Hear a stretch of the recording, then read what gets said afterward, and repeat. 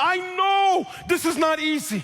Listen to me. When you don't forgive people, we do that as a defense mechanism. I know.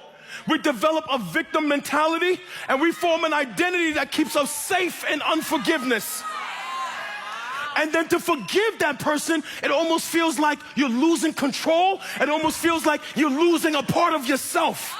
They stole your virginity. You'll never get that back. They molested you. You'll never get back your innocence. They raped you. You'll never get back your innocence. They cheated. They betrayed you. They destroyed the marriage. They destroyed the family. They ruined the business. They wounded you. They left you in tears in one season. You'll never get back those tears. You'll never get back that time. Some of them may never even have the capacity to come back and apologize. You'll never go back and be a little boy again. You'll never go back and be a little girl again. Man, when I was molested at 10 years old, you're never going to be able to go back and get that back. But what the Lord is saying here, listen, forgiveness is not for them.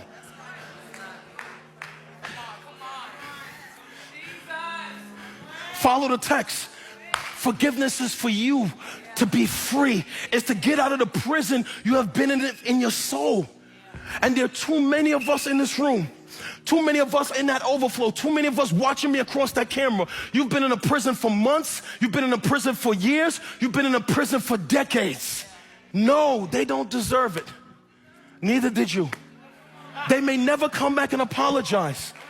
This is not the Lord saying you being a doormat. This is not excusing people for sin.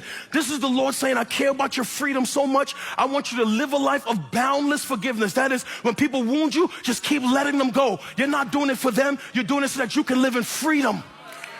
The Lord wants you to live in freedom.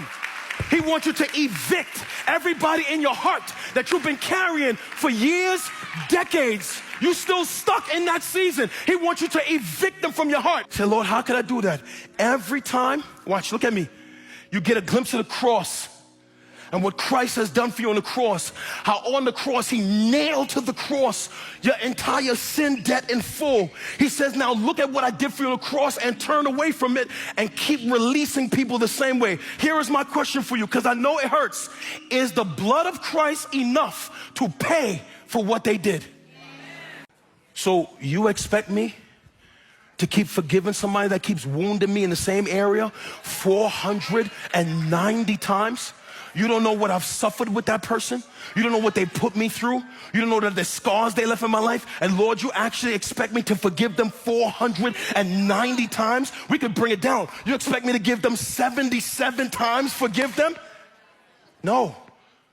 The Lord don't expect you to forgive them 490 times. Because he don't expect you to, watch this, to keep count. See?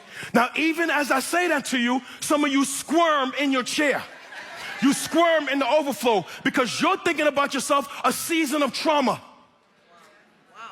a moment of betrayal, a person who failed you, a divorce that scarred you.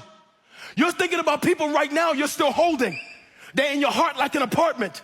And you're hearing Jesus says, I want you to forgive every person that hurt you to the point that you even stop counting how often you forgive. Now look at me. In this life, you're not going to get out of here without somebody wounding you in the context of community. Nobody is going to do church and do community and have Christian friends and not get wounded by somebody. Everybody in this life, the longer you live, somebody will hurt you so bad, you will not have the grace to want to forgive that person. So what the Lord gives us here is not suggestions, but what the Lord gives us here is teaching to give us an inner strength to know how to respond to people that wound us deeply.